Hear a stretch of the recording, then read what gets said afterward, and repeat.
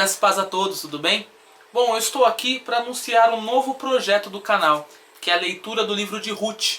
E como de costume, vamos ler a introdução que a Bíblia de Estudo Plenitude fala sobre o livro de Ruth. O primeiro tópico fala sobre o autor e a data, então acompanhe a leitura. Os estudiosos discordam quanto à data da redação do livro, porém o seu cenário histórico é evidente. Os episódios relatados no livro de Ruth se passam durante o período dos juízes, sendo parte daqueles eventos que ocorrem entre a morte de Josué e a ascensão da influência de Samuel. Provavelmente entre 1150 a 1100 a.C. A tradição rabínica assegura que Samuel escreveu o livro na segunda metade do século XI a.C. Apesar do pensamento crístico mais recente sugerir uma data pós-exílica bem mais tardia, cerca de 500 a.C., há evidências na linguagem da obra, bem como referências a costumes peculiares próprios do século XII a.C., que recomendam a aceitação da data mais antiga. É razoável supor que Samuel, que testemunhou o declínio do reinado de Saul e foi divinamente instruído para ungir Davi como o escolhido de Deus para o trono, tivesse redigido o livro. Uma história tão comovente como essa, certamente já teria sido passada adiante oralmente entre o povo de Israel. E a genealogia que a conclui indicaria uma conexão com os patriarcas, oferecendo assim uma resposta a todos aqueles que em Israel indagassem pelo passado familiar do seu rei. Vamos agora ao segundo tópico, que fala sobre o propósito do livro de Ruth. Acompanhe.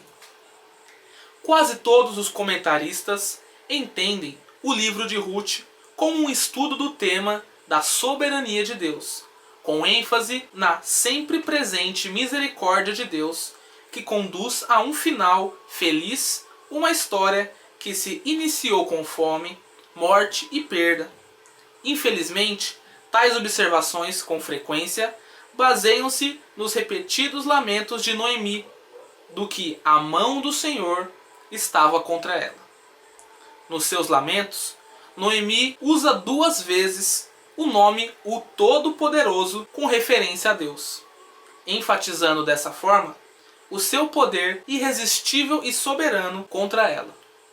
No entanto, não é necessário entender o ponto de vista de Noemi como uma revelação espiritual que pretende ser doutrina.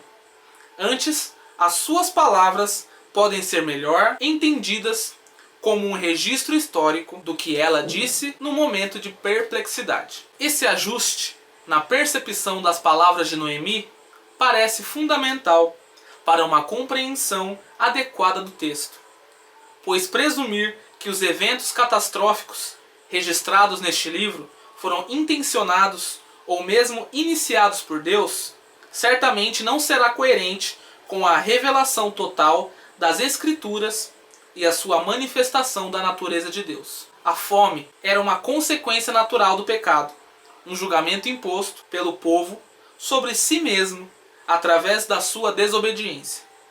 O Senhor havia advertido com antecedência que a própria terra se voltaria contra eles em caso de infidelidade a Deus.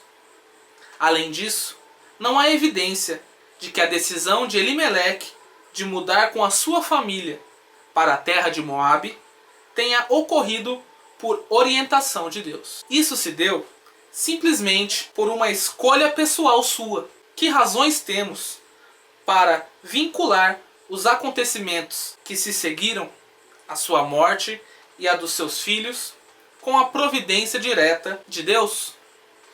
É mais razoável entender que esses infelizes episódios, apesar de não serem alheios à onisciência de Deus, não são julgamentos divinos diretos. Porém, o resultado natural da exposição às circunstâncias que se acham fora do âmbito da promessa divina. O alcance da proteção de Deus é para aqueles que permanecem obedientes a Ele na terra que Ele lhes designou. Portanto, Noemi representa mais uma teologia de tradição do povo.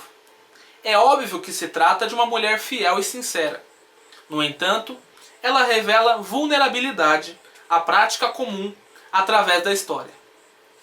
A de culpar ou atribuir à vontade de Deus aquelas coisas que roubam, matam e destroem o seu povo, e sobre as quais a criatura humana por si mesma não tem controle. Porém, a revelação total das Escrituras mostra que tais eventos não são enviados diretamente por Deus sobre o seu povo. Ao invés disso, eles são, primeiro, o fruto da maldição geral como consequência da queda do ser humano, ou segundo, o resultado da carne quando esta dá vazão à sua própria vontade, independente de um intento inocente ou malicioso. Ou terceiro, o esforço direto e destruidor do nosso adversário, o diabo. Essas observações não minimizam o fato de que Ruth seja um livro que demonstra a soberania de Deus. Antes, a obra sublinha o objetivo da graça e poder soberanos de Deus. A sua onipotência não é revelada em oposição ao ser humano. Ao contrário, ela o salva. Deus vence as dificuldades e ardis restritivos e malditos em que caímos como consequência do nosso pecado, da nossa carne ou do diabo. O próximo tópico fala sobre o conteúdo do livro. Vamos ver. O poeta e escritor alemão Johann Wolfgang von Goethe descreveu Ruth como a mais encantadora obra completa em miniatura. Essa narrativa comovente, fascinante, envolvente e historicamente significativa pode ser denominada como a joia da coroa do Antigo Testamento. Além de ser uma verdadeira obra de arte literária, ali também se encontra o registro da genealogia de Davi, o legítimo rei de Israel, indicado por Deus para ser o ancestral da linhagem que conduz ao governo real e eterno do Messias. O quarto tópico fala sobre Cristo revelado. Acompanhe. Boaz representa uma das mais dramáticas figuras do Antigo Testamento, que antecipa a obra redentora de Jesus Cristo. A função de parente remidor, cumprida de forma tão elegante nas ações que promoveram a restauração pessoal de Ruth, dá testemunho eloquente a respeito disso. As ações de Boaz efetuam a participação de Ruth nas bênçãos de Israel e a incluem na linhagem familiar do Messias. Eis aqui uma magnífica silhueta do Mestre, antecipando em muitos séculos a sua graça redentora. Como nosso parente chegado, ele se torna carne, vindo identificar com a família humana, assim como Boaz assumiu as funções da sua família humana. Cristo operou uma redenção completa da nossa redenção. E mais, a incapacidade de Ruth em fazer qualquer coisa para alterar a sua própria condição típica e absoluta incapacidade humana, e a prontidão de Boaz em pagar o preço completo antecipa o pagamento total de Cristo pela nossa salvação. O quinto tópico fala sobre o Espírito Santo em ação. Vamos ver. Não há nenhuma referência direta ao Espírito Santo nesse livro. No entanto, há uma analogia interessante na preocupação e na orientação de Noemi com relação a Ruth no processo que solidificou o relacionamento desta com Boaz. Apesar de a percepção de Noemi quanto à ação de Deus em sua própria vida ser limitada, mesmo assim ela tipifica a obra do Espírito Santo em nosso favor. Noemi é vista como uma mulher graciosa e gentil, que caminha em meio a grandes dificuldades com uma fidelidade constante, especialmente na ocasião do primeiro encontro de Ruth com Boaz. A orientação de Noemi pode ser vista como uma forma representativa pela qual o Espírito Santo motiva e dirige. Primeiro, para trazer as pessoas a Cristo, e segundo, para levá-las a alcançar o propósito divino de abençoar a criatura humana. E o último tópico fala sobre a aplicação pessoal. Acompanhe.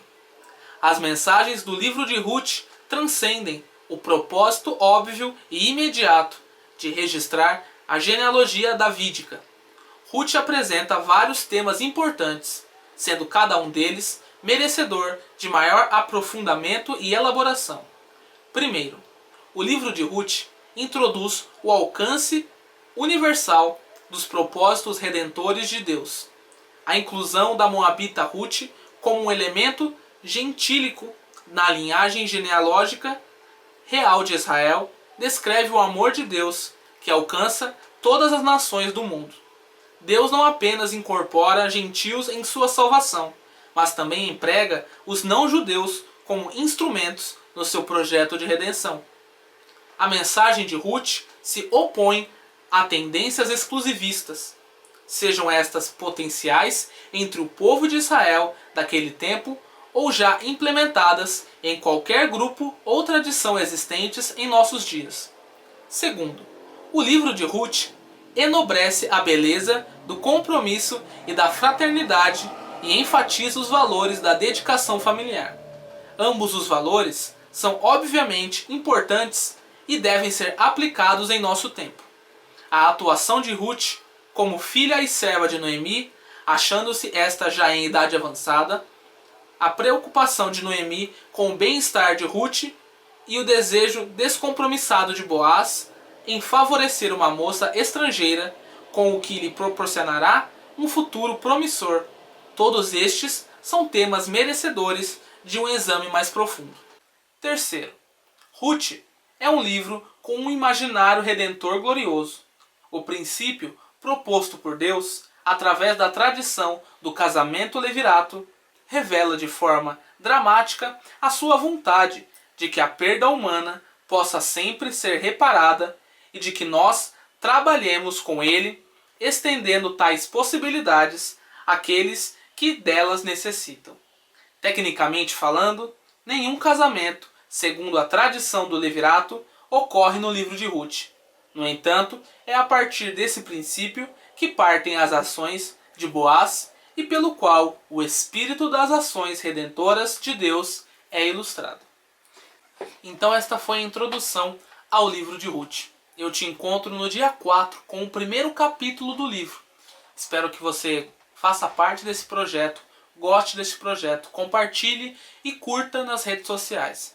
Curta a página MMota Music e se inscreve aqui no canal também para obter as novas atualizações e notificações. Deus te abençoe e fique com Deus.